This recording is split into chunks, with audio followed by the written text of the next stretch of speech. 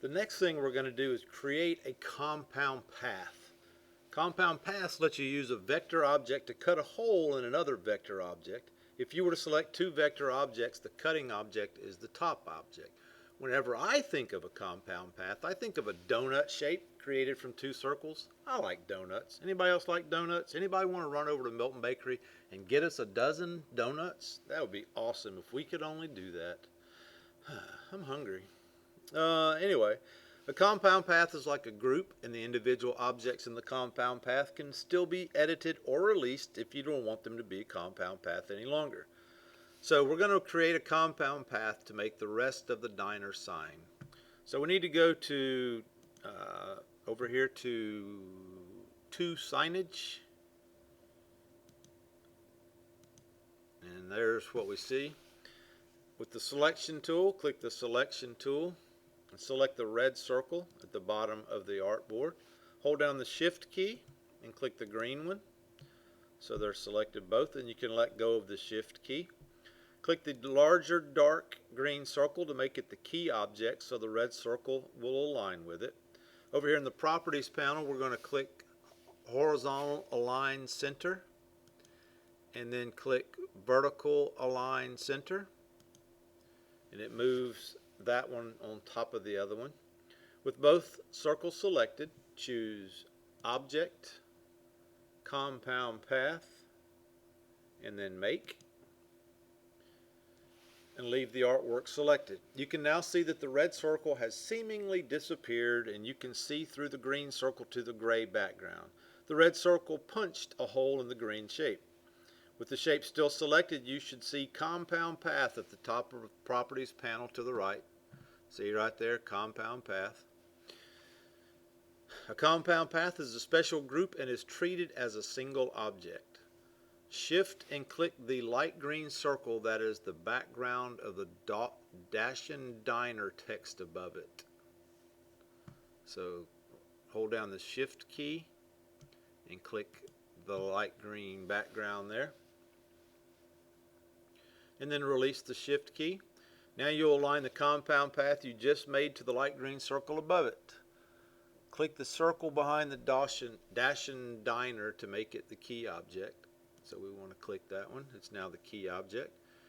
Click horizontal align center and then vertical align center, and you see that it moved that up. Look at there. So we're going to select, deselect, and then let's click File and Save. We're now going to work on outlining strokes. A path, like a line, can only have so many things done to it. For example, you can only erase a line to shorten it. To erase a line path so it looks like what you see in a figure, you don't have this figure. You need to turn it into a shape by outlining the stroke. It's kind of like we did with the feather in the last one. Choose Poster 1, Poster Parts. With the selection tool selected, click a green plant path in the work area column. That's this one right here.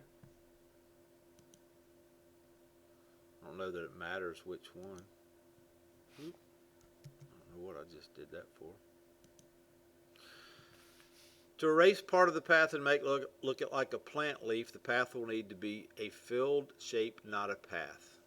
So we need to, I'm doing the shortcut, which is Command plus. If you do Control plus, instead of having to go Window, Zoom, whatever, it's much easier to do shortcuts. So if you look in the Properties panel, you can see that the path is a stroke.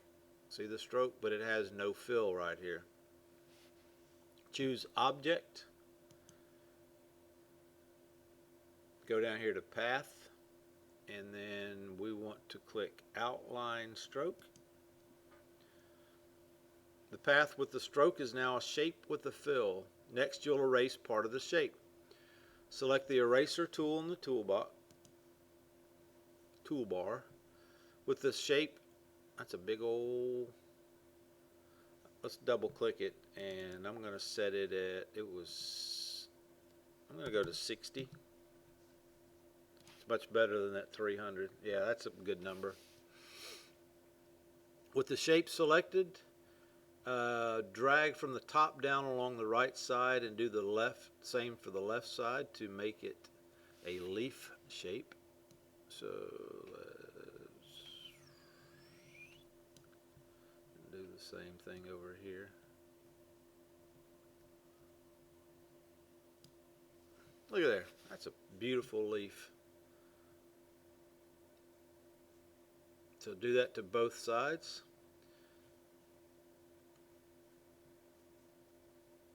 If we were doing this and wanted to do, you always say work smarter, not harder.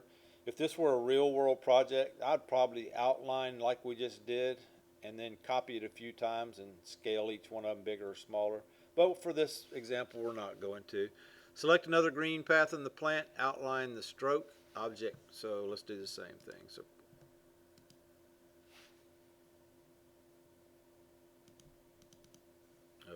selection tool. So click this one, and we need to object, path, outline stroke, and we're going to do the eraser and do the same thing. That one's skinny. So let's do that to all of them. So do the other four. Selection, or the other two, excuse me. Object, path, outline stroke, eraser tool. Ooh. Got a little extreme carried away there. There's that 417 alarm. Y'all remember what that is? Reminds me to call my mom.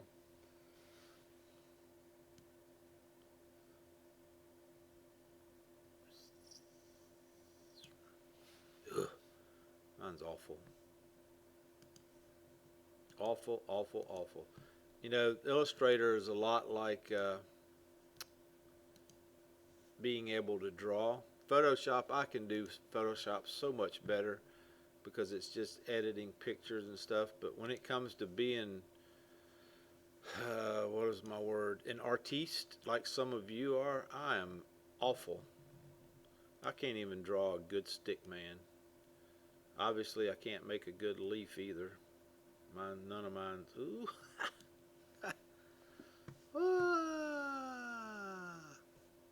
So what I'm gonna do now is I'm gonna move mine together so it doesn't look quite as bad. It still looks pretty bad, I know.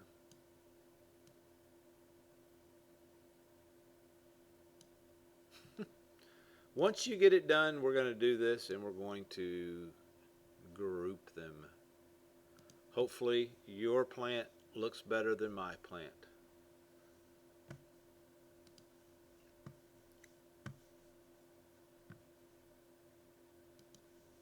We're now going to work on combining shapes. Creating more complex shapes from simpler shapes can be easier than making them with drawing tools like the pen tool.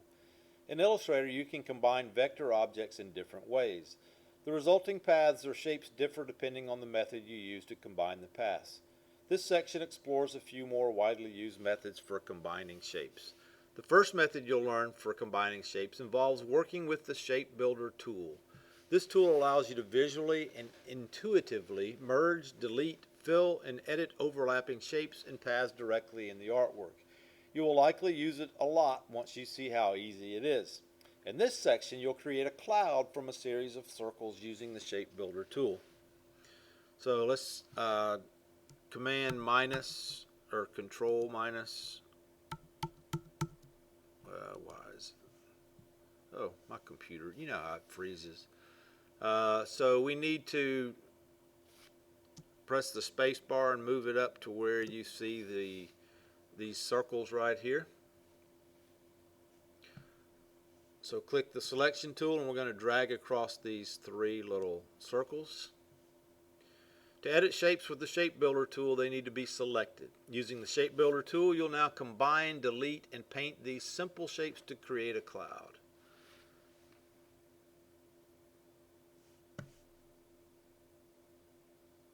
There's your Shape Builder tool right there, so click that to select it. Move the pointer off the left side of the shapes and drag to the right through some of the shapes and release the mouse button. So I'm going to click right there, do like this, and release the mouse button. Look at there, combined them. Simply amazing. When you select the Shape Builder tool, the overlapping shapes are temporarily divided into separate objects. As you drag from one part to another, a red outline appears showing you the shape that will result when existing shapes are merged. You may notice that not everything combined. To add parts of the shapes to the final combined shape, you'll need to drag through all of them. You'll fix that next. Press the Shift key and drag a marquee across all the cloud shapes to combine everything. So hold down the Shift key and we're going to drag across to where you see all of them. Look at there. Dragging a marquee with the Shift key can be an easier way to combine a bunch of shapes since you don't have to drag through each shape. They just need to be within the marquee. Now you'll add a rectangle and use it to subtract the bottom part of the cloud, making a flat bottom. Select the Selection tool and drag the white rectangle that's beneath the cloud up onto the cloud, covering roughly the bottom half. So we're going to drag that up to about right there. Shift click the cloud shape as well to select it. So hold down the Shift key and click that. Now everything is done. Select the Shape Builder tool again and press the Option if you're on a Mac or the Alt key on the Windows. You notice when you do that, there's a plus, minus, plus, minus, plus, minus, plus, minus. So we're going to drag from off the left side of the rectangle through the bottom of the cloud and release the mouse and then the key. So release the mouse, then the key. Look at there. There you go. Choose View. Fit Artboard in Window. Select the eyedropper tool in the toolbar. Where's my little eyedropper tool? Right there. With the cloud still selected, click the cloud to the right in the final example.